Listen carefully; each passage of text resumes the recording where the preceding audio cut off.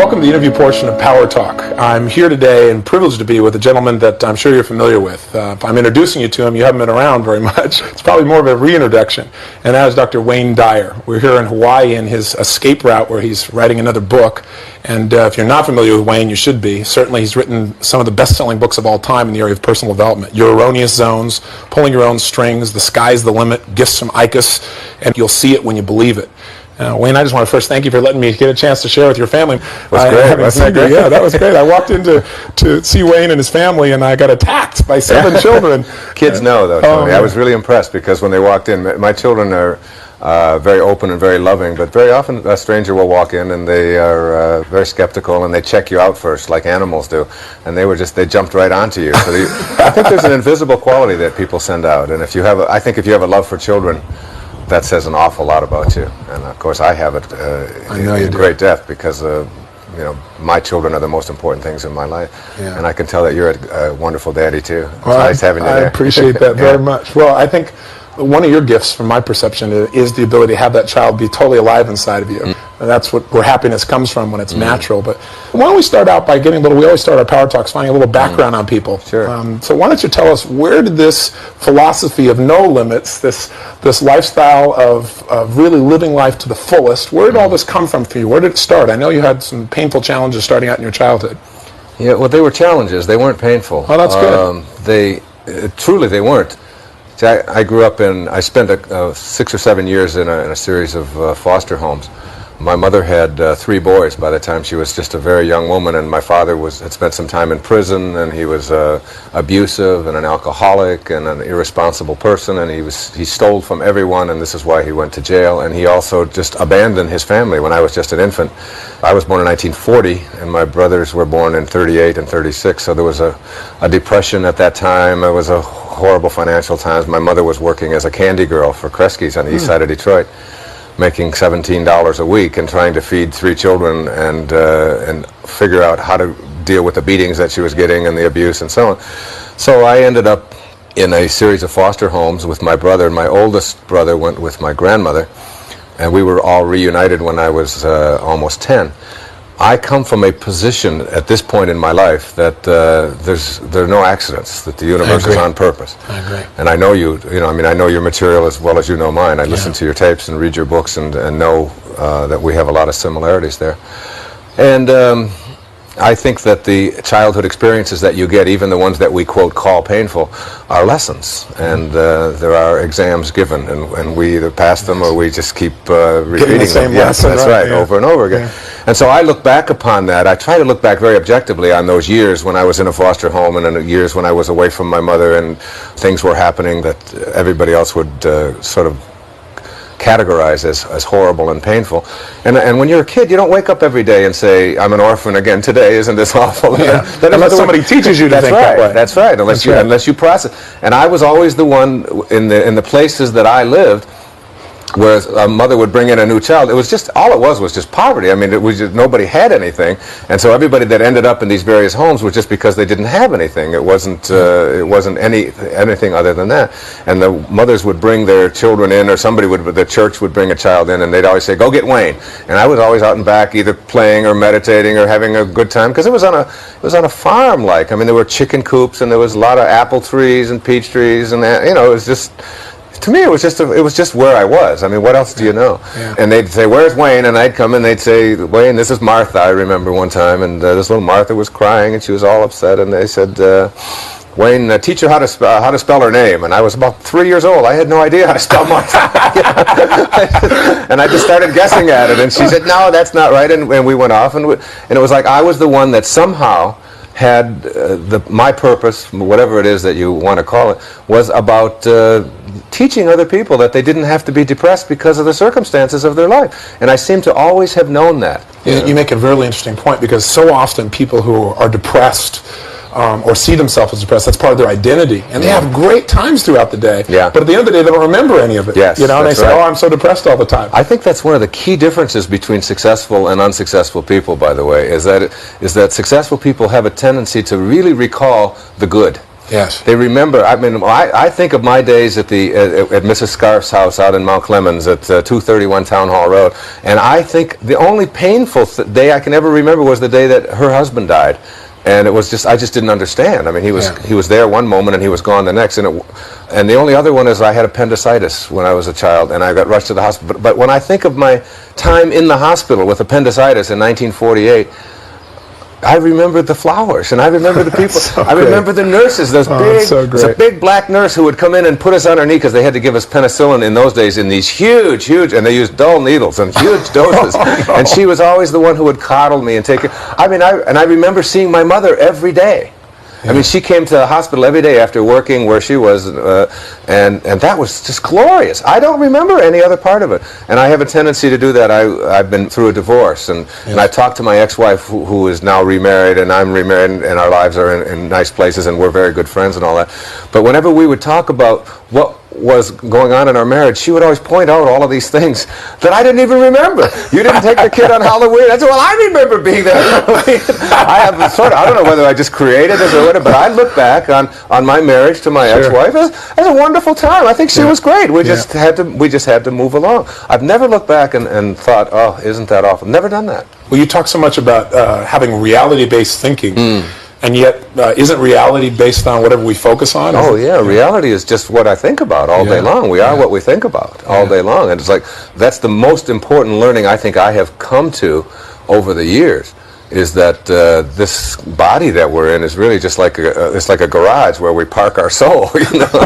It's just a place to put it, you know, and so you take good care of it and you do all of that, but this isn't what it is. I've talked often about when my grandmother died, and they weighed her just before she went to the hospital. She weighed 133 pounds, and life left her body. Her body didn't weigh any less. I mean, her very life was invisible and weightless, as is everyone who's listening to it now. So you're just sort of trapped in this body temporarily, and you ought not to be thinking of it as who you are, but your reality is how you process it. And that's one of the great lessons. I was talking to one of your producers, John, yesterday about somebody here who had come up to me and was very negative toward me, which is very rare. Do I ever attract anything like that? So this morning I was meditating on that, thinking, why did I attract this negative person who was very angry at me for being on his property when I shouldn't be, or something like that? And I kept getting back in the meditation, and it's like it bothered me for a whole day.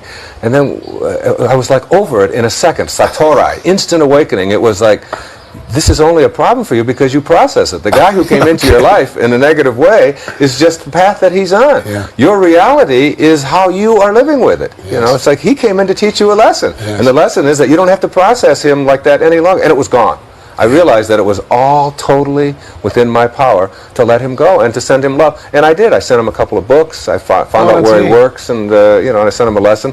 It may take him 20 years before he even reads it. Or he may never get it on this path. He may have to go through it all kinds of times and carry around that arrogance. But it's not mine. I don't have to own any of that. It's a wonderful. It's the most freeing thing you have in the world, to know that you can process life any way you want to. Now, when you say process, let's clarify that. You really mean changing the way you think about things, the way the questions you ask yourself, the way you focus. Process it internally, absolutely, You've gone through an incredible evolution and in the spotlight, since 1976, I guess, when your first book came out, right? And I was just a kid. I was 16 watching you, but I remember seeing you on TV. Yes. I got sandals older than you. What am I doing in this interview? I remember watching you on television and thinking, that guy's hot. You know, this guy really, he's saying what's really true. You know, you didn't have anything else about you but what you really felt, and you were so clear in your communication that it stunned people. Yeah, it was true. But, I had a sort of not arrogance, but an enormous amount of confidence. Yes. That didn't know how to deal with that. No, I can remember being on the Donahue Show and the Tonight Show and a few shows like that, and saying things that they were so shocked at that they asked me to come back the next week. And I wasn't doing it for shock value. It was literally what I'd been saying all my life. Only I just had a bigger audience. I mean, I'd been saying it as a school teacher, and I'd been saying it as a college professor, and at the lectures that I gave, and you were a therapist for a while too, right? Oh yeah, for many years. Now, what made you decide to write a book in the beginning? Writing is the way I just express my soul. Writing isn't something I do. Writing is something that I am, and therefore just it just comes out. I have to write. I mean, like Picasso had to paint, you know, or it's like asking my wife, you know, why are you such a great mother? You know, I mean, mothering is who she is, and she's just absolutely divine at it. Writing I've been doing since I wrote my first novel when I was about 15 years old. Wow. Yeah, and when I was in the Navy, I spent 4 years in the military after high school, and I wrote 3 books while I was in the service. None of them were ever published. I wrote maybe 100 essays. Mostly on the things that I found objectionable about the military, you know. That's probably why they weren't published. And I would design ways to get around it without being beaten down by it, because I realized I couldn't beat the United States government and the United States Navy, and I couldn't, you know, give speeches about how absurd it was, but I also didn't have to be inspected. You know, where they would come along and stand you up and make you, you know, shine your shoes in a certain way. I just figured out in my mind, which is where everything begins, in your mind, how could I get away with not ever getting inspected again and still be a part of this system? And in 4 years, I never had another inspection after I left boot camp. How did you pull that off? Every time an inspection would come along, I would figure out a way to be someplace else, where it would absolutely be necessary for me to be someplace else. The only time that I was a little bit devious was when I had somebody, when I tempted somebody to steal my shoes, so that I couldn't go. I had to leave them out, but I would rather have lost my shoes and buy a new pair than to a man who needs to express his individuality and freedom anyway, whatever is necessary. This is true. It absolutely is true. Fantastic. And I left the service knowing that I wouldn't ever go back to that. And it was the great lesson of being in the military. The great lesson is that life, in your life, you have to learn not only what you love, but what you don't love. And you have to experience, I think, what you don't like, and then know it, and then know how to go beyond that. You spend the time in the place you want to live and how you want to be. That's neat. I know when you put your first book together. Well, first of all, can I mention what you shared with me downstairs? Sure, you can mention anything. Oh, I appreciate that. I got a chance to visit with Wayne downstairs in his room where he's doing his writing here in Hawaii, and I was amazed. There are some similarities between us, but I think maybe even more extreme on your part. And that is, when I'm writing, I'm constantly pulling out all kinds of ideas from many different sources, but there are like 50 or 60 books strewn out all around where Wayne sits and writes. And he bounces along and pulls from each of these. Now, why don't you describe a little bit about how you write, because I think it's how you live. There's a great deal of trust there. It's called surrendering. I learned to do it about 10 years ago when I really honed this, and that was when I was speaking in Houston. There were about 3,500 people who had all paid a lot of money to come and hear me, and it was an evening with Wayne Dyer. And I had all my notes all arranged in exactly the way I wanted to, and everything was just exactly perfect. I was backstage doing the pacing that you do before you go on, and the meditating and the breathing, and just getting yourself relaxed, and the sort of divine guidance that you're seeking. And I realized that I didn't have my notes. They were gone. And they were back in the hotel room, which was 30 minutes away, and I was going on in 10 minutes. So I walked out on stage without any notes for the first time, and I surrendered. In that 10-minute period of time, I just said, all right, you know what you're doing, and you know how to do it, and you're good at this, and you're here for a reason, and there are 3,501 people in this room, and you're the one who's speaking, and 3,500 have paid to come and hear you. There must be a reason for that, and so get on purpose. Get off of your outcome, get off of how well you do, get off of how much money you're being paid, get off of all of that, and get on to what are you here for? And you're here to improve the quality of life for somebody else. That's all you can do. When you leave this planet, the measure of your life won't be in what you accumulated. It will be in what you gave. Since you can't get anything anyway, it's in giving. So I surrendered, and that was the beginning for me of surrendering. I've never used notes since in my life. It's not that I'm not prepared. I meditate before, and I know what I want to do, and I do that now with my writing. It gets to a point where you absolutely have a knowing. There's 2 ways to learn. One way is through fear and doubt, and so you learn through suffering.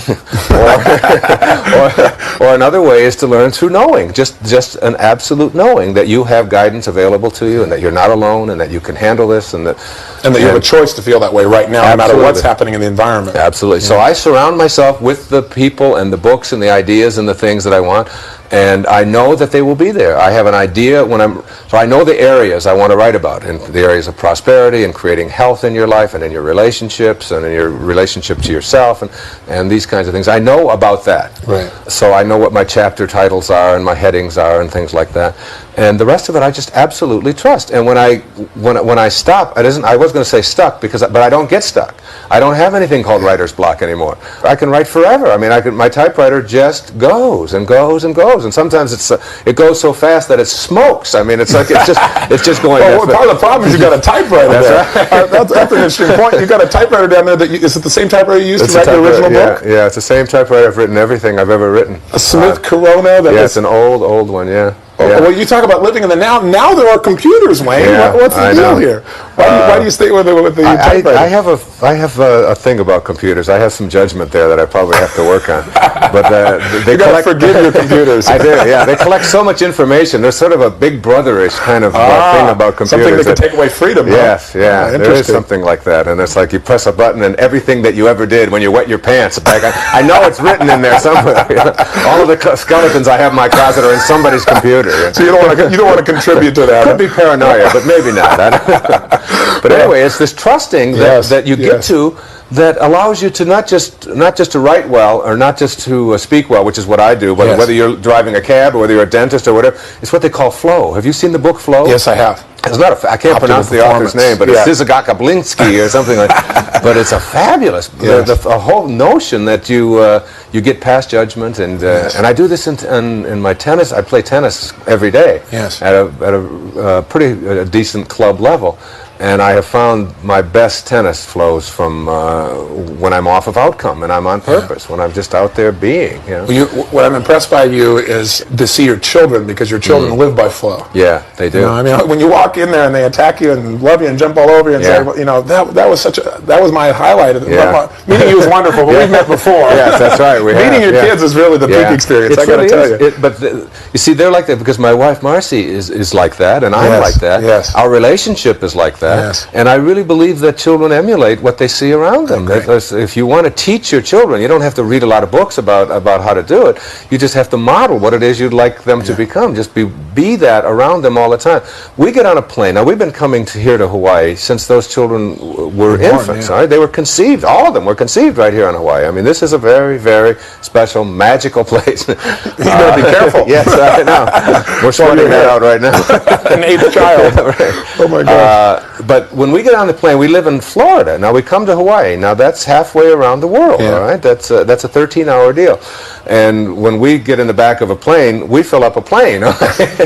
Those children, every single time, we never give them any instructions. We never tell them you have to be good, you better not say anything, or we're going to get you, or anything like that. We just get on the plane. And when we get off, everybody on the plane always comes up to us and talks about all of our children and how wonderful they are. Yeah. They're there, they're in the moment, they enjoy the plane. If there's a movie, it doesn't matter if they've seen it 16 times. They watch the movie, they're playing with the stereo stuff, they're listening to stuff, they walk around, but they're always very peaceful, they're very joyful, and they meet other people on the plane, and they even calm down other babies around them. Just like they say about Christ, or Mother Teresa. And that all comes from the kind of relationship that my wife and I have. And I couldn't agree with you more. I think that most people try and teach their kids what to do, but they live a different lifestyle. Yes, kids don't listen to what you say. They're smoking cigarettes and telling their kids, no, you shouldn't use drugs. Or they're cheating on their income tax and talking about it. I can't understand why their children lie. No kidding. They don't get it. No kidding. No kidding. Tell me, I know you have a discipline of running, and you were doing that right before this interview. Yes. You've been doing it every day for how long? In October of this year, I will have completed 15 years without missing a day of running a minimum of 8 miles. That's amazing. And as a result of doing that, and meditating along with it, I haven't had a day of illness in 15 years. I've had a few fevers, I've had a few this and that, a few sniffles, but I haven't had anything, any influenza, any colds, anything that would keep me from running that distance. And I've had I'm an athlete, so I've had some bad injuries to my legs and all of that, but I've always been able to run right through them. And instead of it taking weeks and weeks and weeks for these pulls and these injuries to heal, they're usually healed in a day or two. Because I think circulation is not only the key to understanding the universe, it's the key to understanding the universe that you are. You got to keep yourself circulating all the time. You can't let an old person move into your body. You know? That's a good point. Yeah. So behind every old person is a young person saying, "What the heck happened?" Yeah, that's right. You know, I remember when I was teaching psychology, I came across a great poster. It was a whole line of babies, with little faces, and they were all gurgling and laughing, and just like the ones that you just saw downstairs. Yes. And then underneath it were another row of pictures with all these old people who were just all sitting there and depressed and looking down and unhappy and with scowls on their face. And the heading said, "What happened?" Yeah. Let me ask you, what is your major focus of what you're trying to share now? Or let me come back to what I started to ask you earlier. I said, you've gone through a tremendous evolution. How do you perceive that evolution in your own life over the last 15 years or so? The evolution is one of, instead of teaching people how to manage their emotions or how to avoid being victimized, I think it's the difference between self-help and self-realization, I guess. What I write about is always just a reflection of what I'm going through in my life. My writing is always very personal. The examples come out of my own experience in my own life. And my life has undertaken a dramatic transformation from a person who used to be a human being having a spiritual experience, as I said, to a spiritual being having a human experience. And I know, profound difference there. Yes, it is. And I know that who I am is divine. I'm a divine necessity, and each person listening is as well. And I know that there's a grand purpose, a heroic mission that every one of us has on this planet. And I think that my lessons have been much more spiritual, much more peaceful. Consequently, my life has become much more peaceful. And when my life is in harmony and serene, then my writing is that way. I think my writing flows more now. I think my message is that I know I'm not alone. I know that, and I guess if I know I'm not alone and I can go to a higher place within myself, that I believe that anybody can. That the same intelligence that flows through you is the same intelligence that flows through me. The only reason that I can't wiggle your finger is because I believe that I'm separate from you. But it's a oneness that is there. And I've met a beautiful, beautiful man. His name is Deepak Chopra. Oh, yes. We met him recently, and he's invited us to come out and Deepak visit and I him. have become very, very friendly. Incredible man. Yeah, he is. And as a matter of fact, my wife just was diagnosed as having a cold nodule on her thyroid and was told that it was 2.5 centimeters and that she would have to have surgery. She went to 3 different endocrinologists, specialists, and each of them said that she would have to have surgery. And that same day I met Deepak, the same day that we thought that my wife might have cancer. They said it could be cancerous and they couldn't take a chance. And that very same day, Deepak and I were doing a program together in Seattle, and along with Louise Hay and Shakti Gawain and Kriyananda, and it was a very, very special day. And Deepak and he came to me. Here's this man who's a physician and who grew up studying under Maharishi. I mean, just a brilliant man. And I'm ready to just bow to him, and he's bowing to me, telling me how much he loves me and how much he appreciates my work and all that. And we became like soul brothers. I mean, it was like a man I experienced love for instantaneously. And he invited Marcy to come up to his Ayurvedic medicine place up in Lancaster, Massachusetts. And she spent a week up there for the first time in 10 years that she slept alone, that she has been away from the children or away from me. And she went up there alone, and our 16-year-old daughter, we absolutely knew that she could handle this. And she handled 5 children for a week and just became, an unbelievable mother, from sort of a wild kind of teenager who likes to go out and be a teenager, to a totally, completely responsible person, because we believed that she could do it. Yes. And my wife went up there for a week and worked with Deepak, and he gave her herbs and oils and cleansed her system. She came back, and in 1 week's time, Tony, she went back to the 3 endocrinologists, and the cold nodule is gone. That's fantastic. It's gone. That's fantastic. But she never believed for a second. I mean, it isn't like she said, "Oh, maybe I have cancer," but it wasn't like that. She absolutely said, "I'm not having surgery. I'm not interested in this. I know that I can do this. I know I can get rid of this. And all I have to do is just get my body balanced." And that's what Ayurveda taught her. That's what Deepak. So we're doing a program together East meets West, kind of. Like, and he said to me, he said, it's real interesting. He said, I came to the same conclusions about personal transformation and spirituality and this divineness. He said, I was raised in that tradition, and I went through medicine, and I'm a scientist. He said, you grew up on the streets of Detroit, and you came to the same kind of conclusions. And truth is truth. Yeah, and it's like, here we are now talking about various levels of higher consciousness, the different levels that you can reach in your life, and it's been magnificent. It's really been a joy to be associated with it, and that's really the difference between now and then. I mean, you talk about the transformation. The real difference is that I know I'm not alone now, and I know that there's a divineness that's in all of us. What triggered that knowingness? Because so many people know it intellectually, but they don't embody it emotionally. I try to think of what because we're always looking for things in the physical world that describe, what it is that happened. But there's a word in Zen tradition called satorai. We don't have a translation for it in English because we don't do it. That's a real good point. Yeah. We don't have a word, we don't have an experience. That's right. But it's like, in Japanese it's called shibumi. It's effortless perfection, or instant awakening.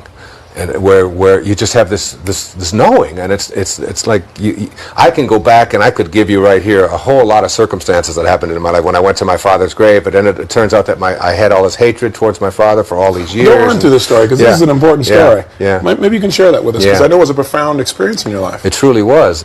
When was this, first of all? It was 1974, just before I wrote Erroneous Zones, like months before I wrote Erroneous Zones, like days before I wrote Erroneous Zones. Had you seen him at any time since he left your family? Never saw him. Never saw him? Never saw him. He left and walked away on a wife and 3 boys, and never ever showed up again. Just was gone. Do you want me to tell this? Yeah, was it? I think it's very powerful. It was. I went down to Columbus, Mississippi. I was teaching at St. John's University in Queens. You were 14. No, that's right. And it's interesting. I haven't thought of this in quite a while. I had a cousin who was my father's sister's child, whose name was Dorothy Phillips, who I had just met a couple of times. They would never give any information about my father. I was always looking for my father. I spent a lot of time looking for my father. Why did you want to find him? I wanted to meet him in a bar. I had a fantasy of just going to a bar and sitting down and saying, "I'm your son. And this was long before I became well known or anything. Yes. I just wanted to know who this guy was, Yeah. When his mother died, I found out his mother died. I went to the funeral, and I was only 13. I was the only one that went, and I went only because I was hoping that he would show up. Just so I could meet him, but he didn't come. Wow. Anyway, I spent a lot of time looking for him. Then I would always run out of money, or I would run out of desire, or I was just being guided to stay away. Because I know now. See, I can just interject that I know now because I have conversations with my father, and I can see my father in my meditations. Yeah. I mean, his soul is there, and in many ways it guides me.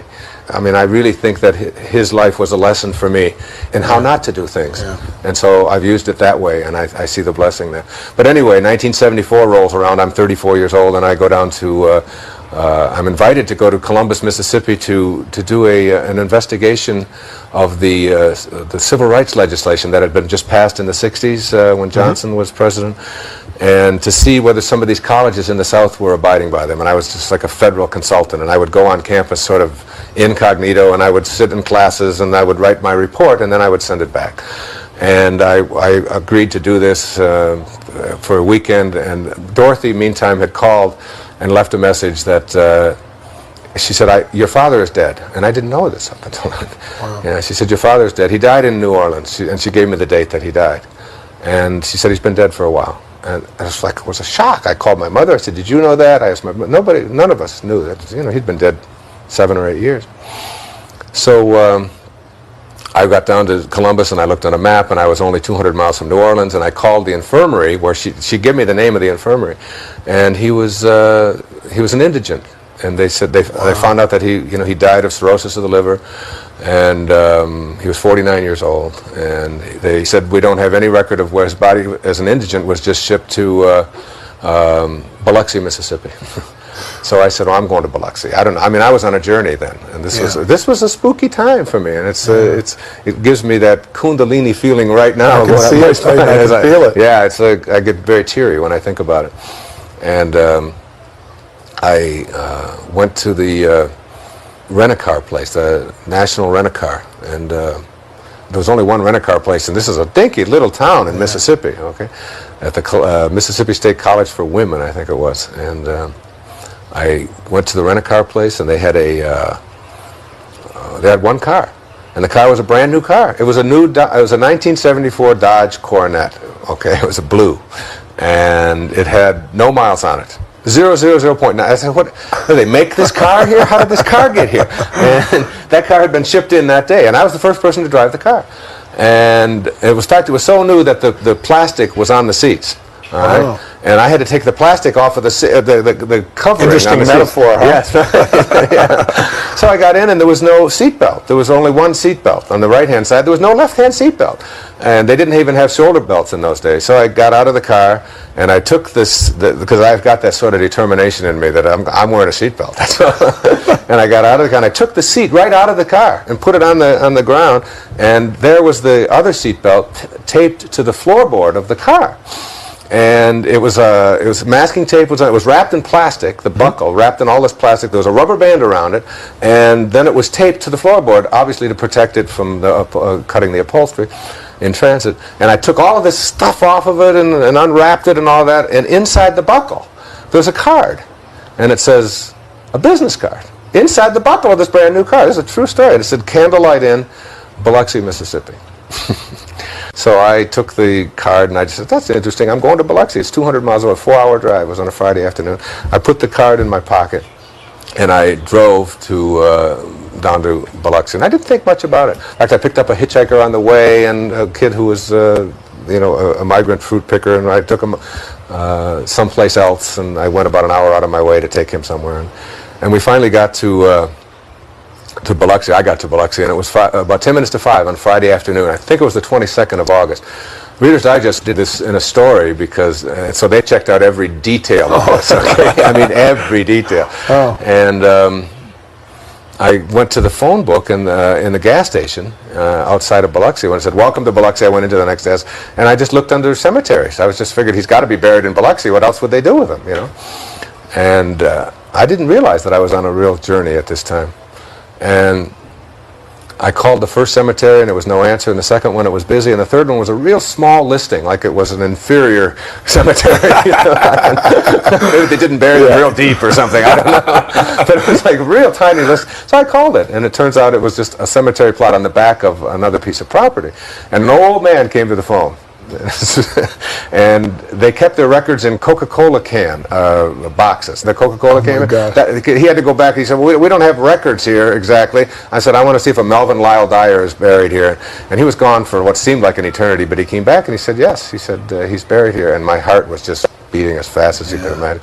I said, well, how do I get there? I'm in Biloxi and I want to come over there. I really feel like I need this. My father, and I've never met him. And he said, well, I got the death certificate right here. He said, he's buried. He said, your father's buried on the grounds of the Candlelight Inn. Oh, my gosh.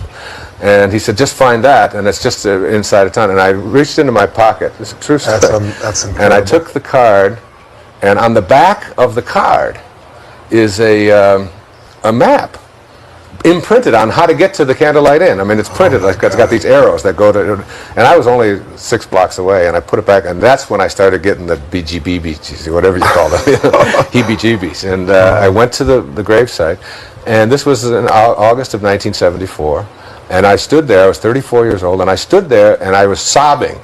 There was just a little plate on the ground. It said Melvin Lyle Dyer.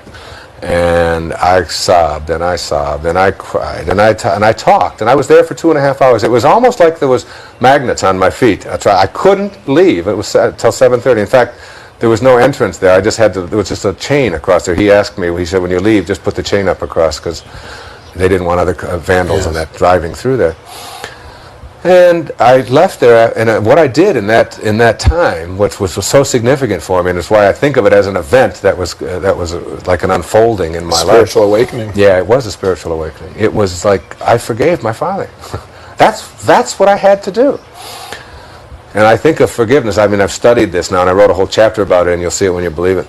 Forgiveness, Mark Twain had a wonderful definition of it. He said, forgiveness is the fragrance that the violet sheds on the heel that has crushed it. Isn't that beautiful? Ooh, that is about as beautiful thing I've ever heard. Oh, that's amazing. And it's like, I think of forgiveness as like a snake bite. It's like you get bit by a snake and you can't unbite yourself. I mean, but nobody ever died from a snake bite. A snake bite doesn't kill you, it's just a bite, and we get bit all the time in all different metaphorical ways. What kills you isn't the bite, it's the venom that circulates after the bite.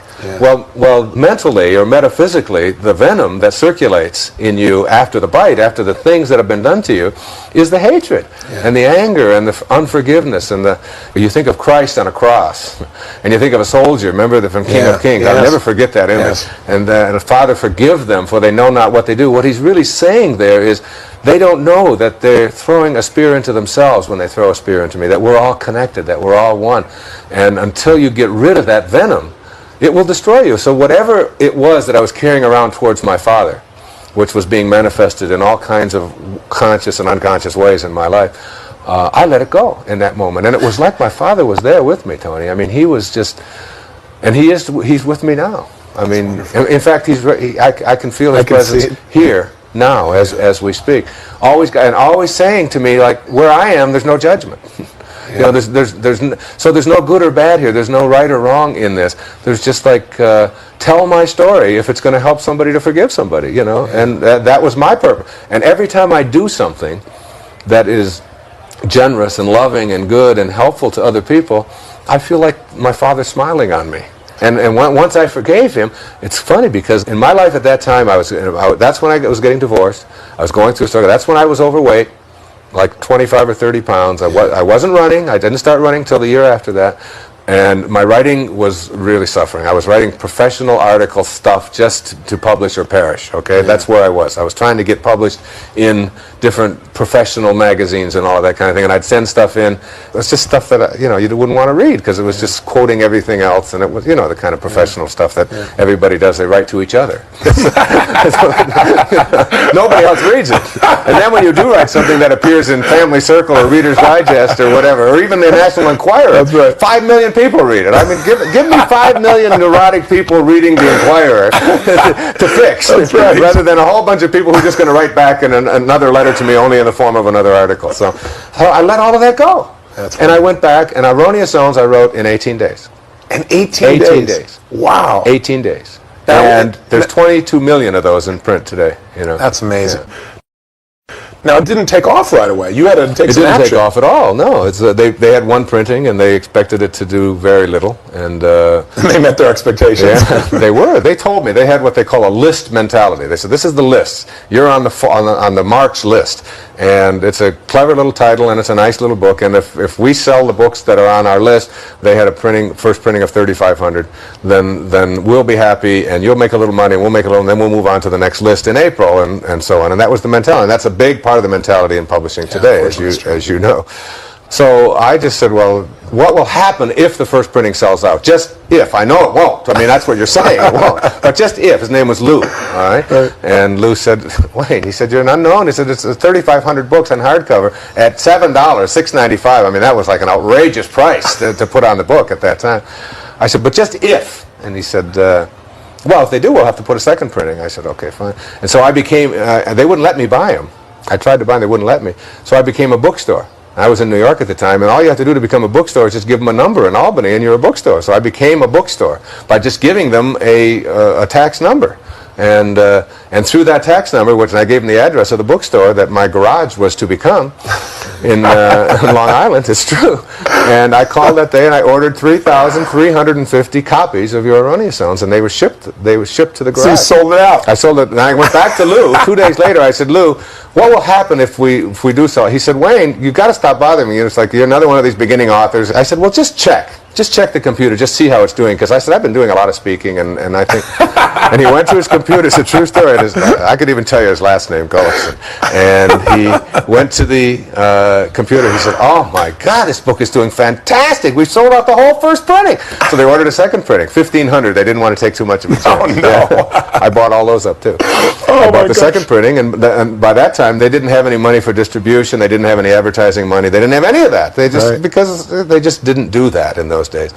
So I said, I'm going on the road. And I quit my job as a professor at St. John's. I walked in and I had all these publication credits, and I was like a rising star there. And they said, "You're insane. You've got guaranteed tenure for the rest of your life. You've got a position. Yeah, right. Yeah, you can argue for your misery for the rest of your life, And I resigned, and everybody thought I was nuts except my wife and I. We both knew that this was the right thing. The day I resigned from doing something that I no longer was totally involved in. I was good at it, but I didn't want to do it. It was like drill. After you've drilled enough, it's just enough. Drill is drill, okay? But you don't need to keep doing it. I learned that in the military. So I drove home on the Long Island Expressway that day, the freest man I'd ever felt. I knew I was about to follow my bliss. I really knew it. And I didn't have any guarantee of any income or anything. The interesting thing about that is that in the following year and a half, I made more money. I was 36 years old now at that time. I made more money without even trying. I never thought for a minute that I would make money because I hadn't made any money on anything I'd written yet. Yeah. I wasn't writing for money. I was writing because writing was just something that's how I expressed myself. That's just who I am. And I made more money in the next 18 months than I had made in the previous 35 years of my life, like by a factor of 10. And you were just going out and sharing your philosophy with radio stations? I took the books in a station wagon across the country, and I would. This is the way I did it. If you want to know how I did it, I would arrive in a town like Columbus, Ohio, where they have They have Good Morning Columbus on the radio, And if you've got a new avocado dip, you're on for an hour. They're looking for people. Okay, every station's got a talk show. So you just have to find out who they were. And I had a girl back in New York named Donna Gould who was working for the publisher, but was willing to work for nothing at night. Just because she loved erroneous zones and loved me and loved the whole thing. I mean, she was just involved in the whole process. She really loved it. And so she would call these different stations and all that and book me on Good Morning Columbus and Good Afternoon Columbus and Hello Columbus and Goodbye Columbus and and all of this kind of thing. And and I would I would have my car full of books. I would arrive in Columbus. I was sleeping in the car. I mean, I did this. I had no money to do this with, right? And I would sneak showers. I would figure out how to take free showers, in days ins and things, But you had a committed wife. Yeah. Now, was your wife traveling? Oh yeah, well, sometimes. She was also working. Wow. And I would go to the bookstores. And first I would telephone them call them up, and I'd say, have you got a book called Your Erroneous Zones? And I would do it in like 9 different dialects. You've got erroneous, and I'd do it in German, and I'd do it in Dutch, and then my wife was with me, she would call, and I'd get these people to call and ask for erroneous. It's true, this is exactly what we did. Shame demand. I love it. But I knew I was going to create the demand. I mean, I didn't think I was doing anything immoral. I was just creating the demand for what it was that I believed in. Yeah. And besides, I had 5,000 books I had to get rid of because I had no distribution at all. So you were what we call committed. That's right. I was totally involved in the process. And then I would go on the air. Okay. And I would do what we're doing now. Yeah. I never tried to sell my books. I never gave the title out. I never said, oh, by the way, my new book is called, and oh yes, my book is this, and you've seen this on the air. Sure. And every time somebody does that, you say, well, they're not involved in it. They're just trying to sell me something, and you move away. I didn't do that. I was just selling myself as a person. I was just talking like we're talking. Yeah. And when people talk and are committed and are involved and are authentic and are enthusiastic about what they're saying, people respond. People want to know more. Yeah. They just want to know more. It's why I let everybody tape all my talks. I never deny anybody to tape it's to this day. Yeah. In fact, I not only allow it, I insist on it. I don't take a cent for it. Anytime I speak, I say, if I'm on purpose, rather than an outcome, if I'm on purpose and in the process, then my purpose is to get the message out. That's where I've got to be centrally focused. Not on what's going to come back to me, not on royalties, just on that. So I allow every church, every organization, you can tape me, and you can do anything you want with the tapes. Anything you want. You want to sell them to your customers and all of that, just don't put them into bookstores and make a legal conflict for me with publishers. Just legal problems. Sure. But otherwise, do anything you want with them. Because I figure all that can happen is something good. What can happen if somebody hears an interview of mine, other than they say, gee, I want to hear more of that guy, and off they go to the bookstore, or off they they call for the tapes and all that. Nothing but good can happen, and then you keep circulating it and so on. So I mean, I learned that about 3 years ago when my agent kept saying that you can't tape Wayne Dyer. Now I have a clause in there that says, I insist that you tape me, and do whatever you want with the tapes. That's true. So I was like on that process. Then I would finish at the interview, and I would go to the same bookstore, and I'd say, by the way, I'm here in Columbus. the little Professor bookstore. This is one of them I can remember very well. And I said, I just did AM Columbus, and I'm going to do this afternoon's Columbus, and I'm going to do all of this. And the guy said, my God, we've already had 10 phone calls. Well, hell, I knew I'd made them. And I said, well, can I just leave 25 of my books here, and if they don't sell, then you can send them back to me, and here's the address, and it won't cost you anything. Just send them back to you. Sure, he said, absolutely. We've already had calls for them. And sure enough, they were getting calls. People were going in there. Sure. And that's how I distributed my book. I did that in Columbus. I did that in Baltimore. I did that in Jacksonville. I did it in Tampa. I went to almost every, I shouldn't say every state, but I went to about 75% of the states in the country at my own expense, in my own little car, 6 months on the road. And then finally, the book hit the bestseller list. And it was interesting because the Tonight Show was the show that everybody wanted to get on in those days. That's when it was an hour and a half. And that story is so phenomenal. I don't know how our time is. We're fine. The story of getting on that show, because Donna was always trying to get me on the show. You know, she'd call the Tonight Show, she'd call them, and they'd say, if we hear the name Wayne Dyer one more time, I'm not... Turns out that a friend of mine now, a very good friend named Howard Papish, was working on the show, and someone had placed a copy of Erroneous Zones in his briefcase, and he was flying back to Los Angeles, and he happened to pick out that book and read it on the plane. Well, he called me, and he asked me if I would be willing to fly out to Los Angeles and do a pre-interview for The Tonight Show. I said, no, I'm busy putting up my screens. I can't do that. What do you mean, can't I come out to Los Angeles? Sure enough, I flew out to Los Angeles, and I went out there. And it's so interesting when you get off of trying to get something and just stay on purpose. Yes. It's that great quote from Thoreau, if you advance confidently in the direction of your own dreams, endeavor to live the life which you've imagined, you will meet with a success unexpected in common hours. You want to talk about an unexpected thing. I couldn't get on one national show, Tony. I couldn't get on the Donahue Show. I couldn't get on the Today Show. These are all shows that I've done 100 times since. Yes. But I couldn't get on any of them because they said, who are you? Force it. Yeah, and I was forcing it. That's right. I was pushing it. But there's another way to reach everybody in the country. And that's to go to everybody in the country. If they won't put you on network television, you can still go out there and do it if you're committed to wanting to do it. So I go out there and I do the pre-interview. And it's the Republican National Convention, 1976, Kansas City. Bob Dole is going to give the keynote address. Now, I had such an angry feeling towards Bob Dole because I got on the show. Okay, I got on the show from the result of the pre-interview. And Shecky Green was the host. You know who Shecky Green is? No. Great comedian in Las Vegas. Super guy. One of the nicest guys in the world. And he's very fun. Does 1,000 different dialects. You get to meet Shecky. He's a great guy. And he was hosting the show. And he asked me if I would, so I get on the show. All right, but it's Monday. But the show, for the first time in the history of The Tonight Show, gets preempted because Bob Dole, instead of giving a 45-minute speech, gives a 2-hour speech, and it goes over and the show's preempted. So I fly back to Detroit, where I'm back there with my wife. And I find out that the show's preempted. And I'm all excited. I'm telling everybody that in the world that I know that I'm on the Tonight Show that night, and it gets preempted. So, it's like one door closes, another door opens. Another door opens. It always works this way. When you're doing what you're supposed to and getting off. So that was Monday night. Tuesday, Johnny Carson comes in to his meeting with Howard and all of them and says, and they said, we had a guest on last night that was fabulous. They said the audience just went crazy over him. And Carson said, well, if he was that good, he said, I'd like to have him on before they show that preempted show, which was scheduled for a week from the following Monday. They were going to just set it in there. So I get another call from... Will you fly back? Will you fly back? This time when I fly back, there's a limo, and I got a first-class ticket.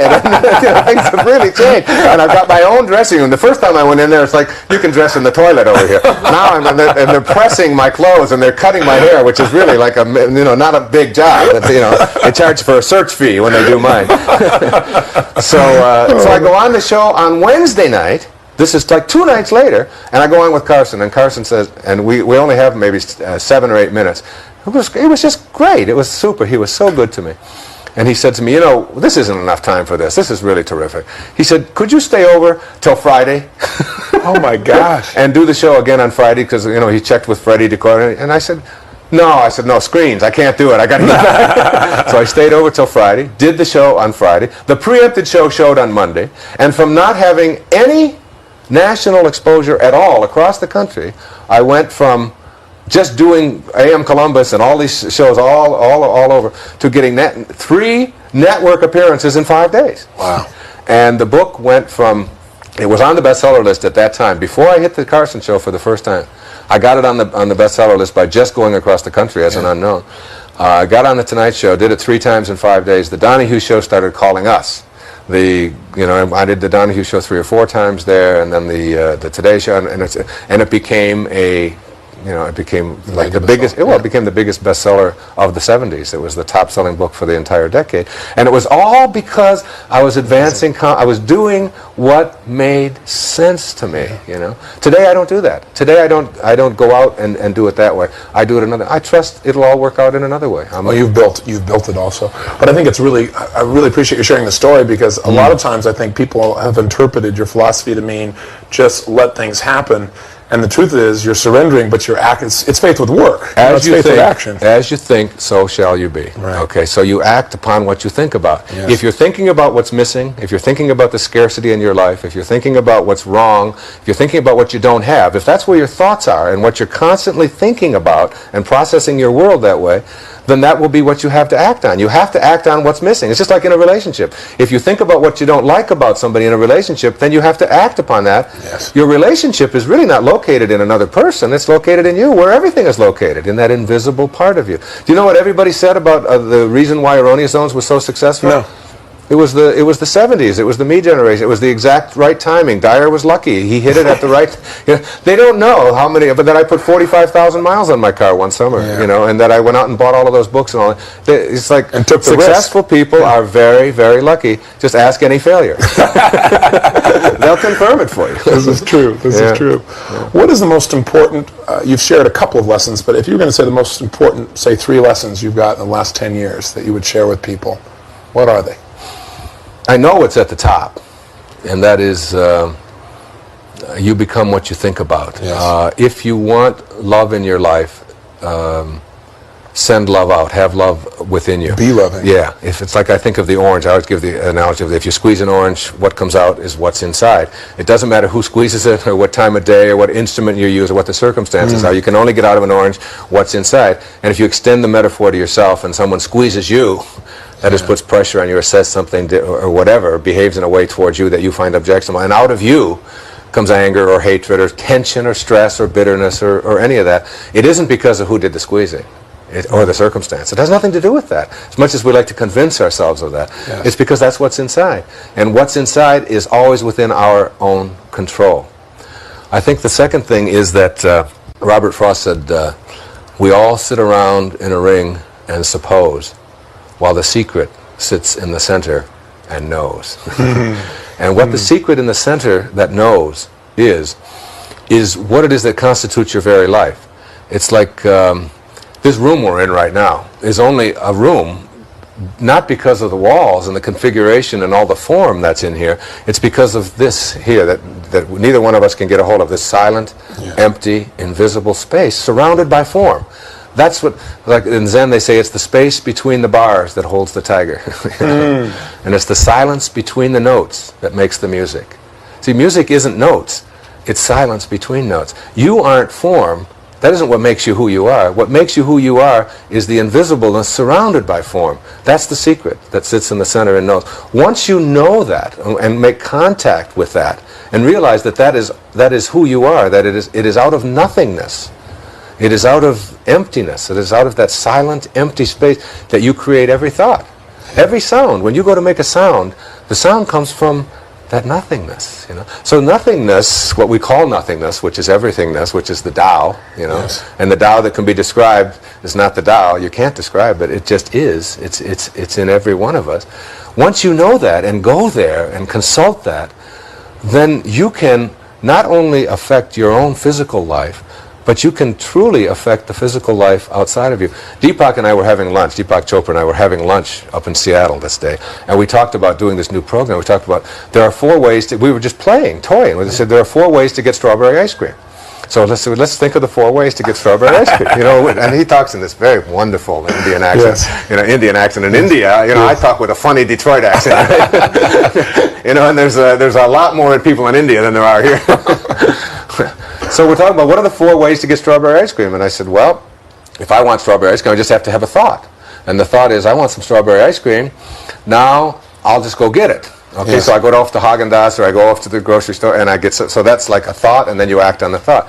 Now there's a second way to get strawberry ice cream, and that is to have a thought, and then to send one of your kids to get strawberry ice cream. It's called slavery. Okay, it's like, I want some strawberry ice cream, go get it for me. So you have a thought, and then somebody else goes and gets it for you. That's the second way to get strawberry ice cream. Little higher level consciousness. You don't have to work so hard. You've got somebody else doing it for you. There's a third way to get strawberry ice cream, and the third way to get strawberry ice cream is what Deepak offered. He said, you just think, I'd like to have some strawberry ice cream. And then someone walks by and says, excuse me, is this your strawberry ice cream? And you say, wow, I was just thinking of that. And I was like, everybody listening has had that experience. Absolutely. Where you just think of, you think of your sister and you haven't seen her in 7 years, and all of a sudden she's calling you or whatever. And it's like you have affected. You don't think you have. You just think that's some coincidence. But we know that there's no chaos, that there's order in chaos at the subatomic level. We know that. So it's like you think of something and then it just appears for you. And people say, well, if there's three ways, what could be the fourth? and we've sitting there and said, well, let's see. I'd like to have some strawberry ice cream. And you manifest it. Yes. You just manifest it. Yes. Or as Christ said, even the least among you can do all that I have done and even greater things. I mean, the gift of fish and loaves, the gift of feeding others, the gift of and what do you do when you go to sleep and when you're in pure thought? But everything you need for your dream, you manifest. So you need a Lamborghini. You need someone to chase you with a knife. You need a father that's going to abuse you. You need whatever characters you need for your dream, you create it. Now when you wake from your dream, you don't look back at your dream and say, where's my Lamborghini? Because listen, folks, everybody knows it's neurotic to be attached to an illusion. Oh, that's beautiful. I mean, why would anybody be? So all you have to do to learn not to be attached to this illusion is to die while you're alive. You know, that's what the Sufis say. When you die while you're alive, you look back on your life and you realize that you can't own anything. You can't have any of it. Yeah. So what you do is you detach yourself from it, and the more you detach yourself from it, the more you get. And that's the great lesson. Who is Wayne Dyer? I know he's a spiritual being, but what are your metaphors for yourself? Who are you besides that metaphor? That metaphor is so all-inclusive. Yeah. My metaphor is that I am not in the world. The world is in me. I really feel that in every cell of my being, the universe exists. It's like I'm like a pharmacy. I mean, I can create. What do I need to heal this body? For example, if healing is what I'm talking about, who Wayne Dyer is this ability to, if I need Valium, to create it. Sure. Deepak tells me the story of when he went to London, and there was a guy next to him drinking. He had 8 drinks before they had gotten halfway there, and finally he said to him, he said, "Look," he said, "you're my buddy." He said, "I'm going to buy you a drink." And Deepak said to him, "I'm making my own." And it's like that's knowing great. That. Like, yes. I mean, I know that who I am is those birds you hear out here right now. I mean, when I see them flying, I soar with them. That's who I am. I am all of it. I mean, I'm not separate. I'm not even separate from you. Like I said before, it's like I can wiggle this finger because I believe that there's a connection between some kind of a thought which is invisible and the wiggling of this finger. But I can't see that connection. I can't get a hold of that. And if I believe in the oneness of it all, that means that if you can wiggle your finger, that same oneness is there. Yeah. I've got to detach myself from my separateness and believe that I can't be you. I am it all. I am the sun that comes up in the morning. I am the birds that fly. I am the flower. I am that invisible force that is in every living thing that allows it to be. That's the way I am. How do you help somebody who sees themselves as separate not only from life but every sense of life? How do you help somebody like that to bridge the gap to where they remember who they really are? The only way you can do it, I think, and I've been at this business a long time of trying to help people and writing books about it. A lot of books I wrote long before Erroneous Zones that were about counseling, and I was a therapist for years. I think that the notion of that when the student is ready, the teacher will appear. Yeah. So it's like all I can do is help people to get ready. That's all I can do. Yeah. And see, I mean, I picked up the Bhagavad Gita 3 years ago. Okay, now I've had the Bhagavad Gita in my library since I was in college, but I've never read it, and I've seen it on, I've seen it 100 times. Sure. So finally, one day I'm here and I pick up the Bhagavad Gita, and I read it, and I say to myself, it's about time they wrote something like this. This is really terrific. Okay. Then I see that it's about 2,500 years old, or 6,000 years old, or whatever it is. All right, and it's like, but it's been there all along. Yeah. But I wasn't ready. But when I'm ready, it's like it soars into my life, and I go to the mailbox, and what I need is ready. And it's like we were talking about earlier, when I need to give a speech, and I need to recite a poem, or even with prosperity, if I'm feeling like I need to have more money, or to my investments to be, but it's like it all gets, the right person shows up, and it all gets handled. Yeah. It's like trusting your intuition and knowing that everybody has it. So all you can do is help people to get convinced that they have this power within them, that it isn't something I have and you don't. It's something that you have but you haven't used yet. Yeah. And the fact that you haven't used it yet is no reason to judge yourself badly, or even to be mad at yourself. You ought to be saying, I haven't been ready. You know, now I am. And as soon as you acknowledge that you're ready, when the student is ready, then you'll find your teachers appearing, and your teacher might be like my little kids who walked into your room. Yes. Or when John asked me, he said, will you do this interview? My first inclination was no. I am here doing something else. I'm here with my family and all that.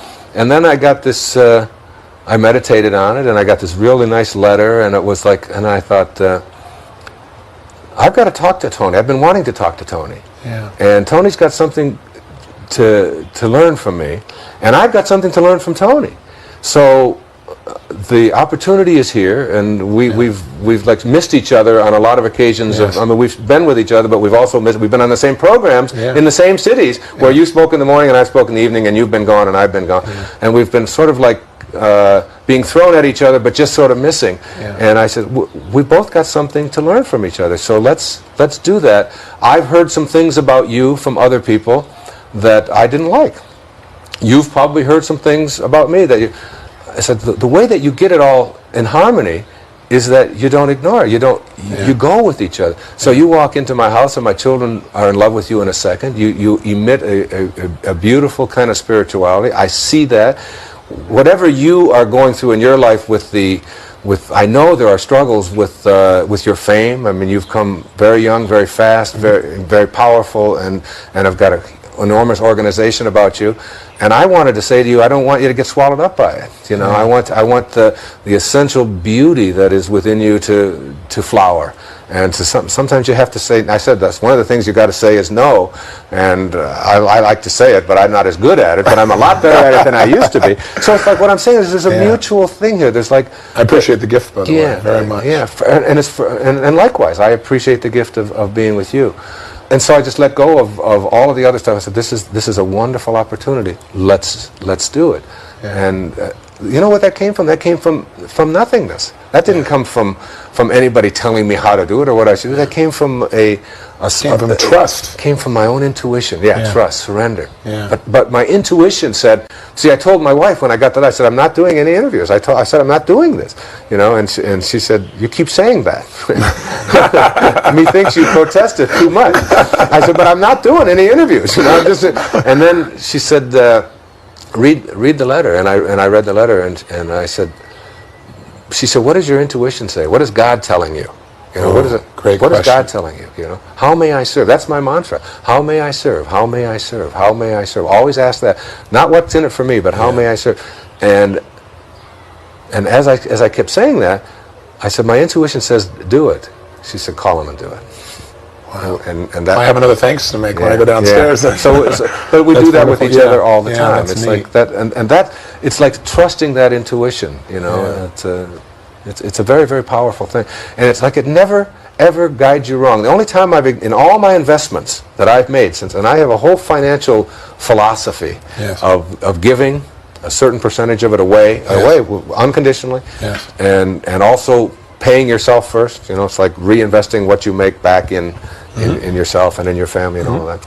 And the only time I've ever taken a loss financially in any of my investments was when I ignored my intuition once. And I invested in something that was not conducive to the environment. All right, I don't even want to say what it was because it's neither my purpose to plug nor to blame anything else. But my intuition said, no, Wayne, this isn't. They're doing something that is conflicts with what you believe. Right. But the yields were high, and they were guaranteed. And it was like, and I put $155,000 into this thing, and they went bankrupt, and I lost that $155,000, but I gained so much. Because you never forget those lessons. Yeah, it was such a great lesson, and since then, I've only, every time I invest anything, I always ask, where's this money going? What's it going to be doing? And then it just comes back to me like tenfold. So it's all been made up in many, many ways. So it's like I ignored my intuition once, and I paid a price, but I learned it was a great lesson. It was a terrific lesson. What's the purpose of life? Purpose of life is real simple for me. It's Joel Goldsmith has a wonderful book called Parentheses in Eternity. And you are a parenthesis. He says your life is a parenthesis in eternity. It opens at your conception, it closes at your death. But eternity surrounds it. So that there was an instant before you came into form, if you believe in eternity, in which you went from formless to form. The question to ask is not how did I do it? Did I sign up for it? Did God do it? Is it a Big Bang Theory, which is an interesting metaphor? It's true, isn't it? or whatever. It's like, don't ask that question, because that's just trying to analyze, that is to break apart something that is not breakable. The Tao is trying to understand the Tao. So ask the question, why? Why would you go from formless to form? The answer to that is so simple for me. It's like I used to wonder about that all the time, and now it's like so simple. You can't get anything while you're here in this parentheses. You can't have a thing. You think you can own it, you don't get any of it. It's the jewelry that adorns you adorns another in another instant. The house that you own, the cars, all of that kind of stuff. That's just all like a little loan and a little lease, and then it's gone. And if you get attached to it anyway, it'll destroy you. So you can't have anything. Yeah. So if you can't have anything, if you can't get anything while you're here, then purpose must have something to do with giving rather than getting. And to me, the purpose of life is to give.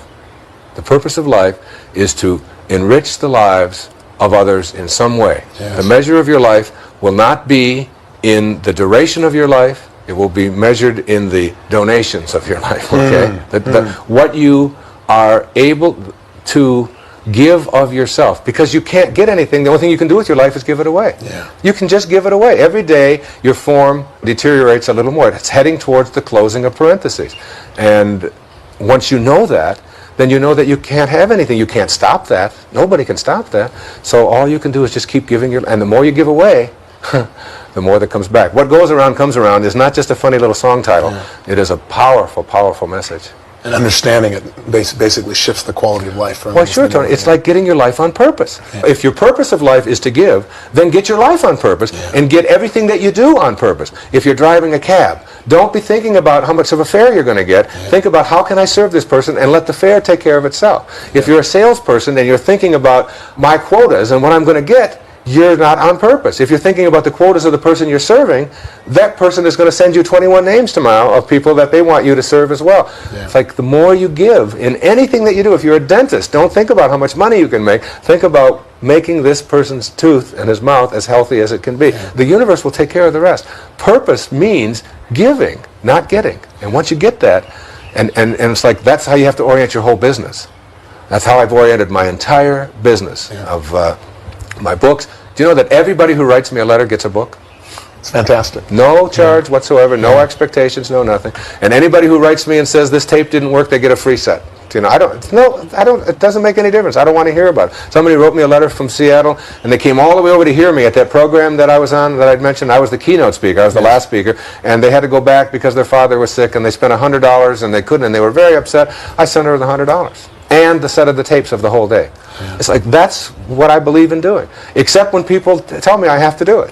I was going to say, I think there's one organizing principle for you, and that's freedom. That's right. It's because a gift is not a gift when it's somebody telling you what to do. Then it's a debt. When they expect it. That's a debt. Yeah. And I don't want any debts. We live by the same philosophy there. I would agree with you. So if you demand from me that I give you something, or tell me that I have to give it to you, you're not giving me an opportunity to give. You're just giving me a debt, and I've got enough of those. Yeah.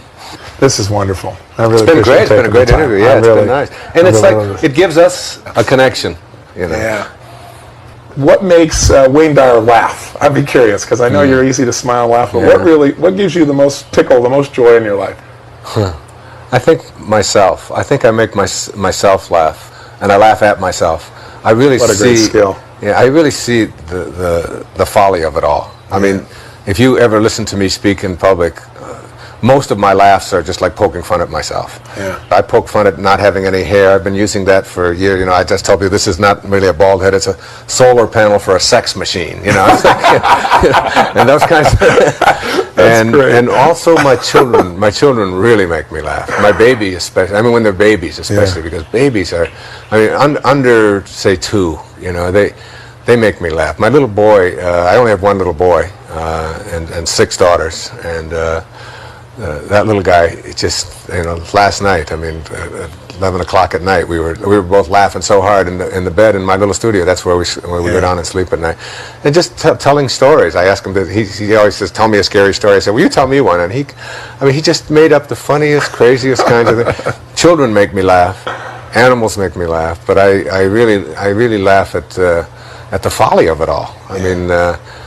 So many people think that we come into this world and we have just this short time and then it's over, and there's no joy, there's no laughter in that. To me, I mean, I'm laughing at the. Someone once said that he said, "I don't try to make my audience laugh." He said, "I try to make God laugh." Whoa, that's great. And I really like that. It's that's like, nice. yeah, That's nice. I think he's laughing all the time. Yeah, that's right. Yeah, there's a wonderful story that Yogananda tells of a black man in the South back in the 40s and 50s when it was really, really terrible down there and he worked in a white church, an all-white Baptist church, where they wouldn't allow, but he was the janitor, and they wouldn't allow any black people to come in and worship, and over he would ask the minister, "Couldn't I just come in and worship with you on Sunday? That's all I really want to do." And the minister said to him over and over again, "I can't let you do that. I would lose my job. I would like to, but I can't." So finally he went and got into deep prayer, and in his deep prayer he asked Jesus, you know, why Christ? Why can't I just pray with those same people where I work every Sunday? And Jesus responded to him, "I've been trying to get into that church for 20 years and they won't even let me in." and it's like it's a metaphor. Like, that's wonderful. They think that they're praying to me, but I can't even get in. So it's, or Churchill had one of the great lines of all time. We'll talk about humor and great people. He was a man that I really admired. I remember the day he died. I was teaching at a school in Detroit, at Pershing High School in the inner city, and Churchill was in the hospital, and he was prime minister in 1945, and just after the war was over, and he was having such a struggle with Parliament and all that, and he had to go into the hospital for surgery, and a nurse came in, and she had to give him a bedpan because he couldn't get out of bed, and she was carrying out his bedpan, and and he started laughing uproariously, and she said, "What in the world are you laughing about?" And he said, "I was just thinking that that's the first movement of mine that's been carried out since I've been prime minister." Those kind of, and you know, like all of the great ones have that kind of a sense of humor. That makes me laugh. In those moments. Yeah, that makes me laugh. How do you want to be remembered?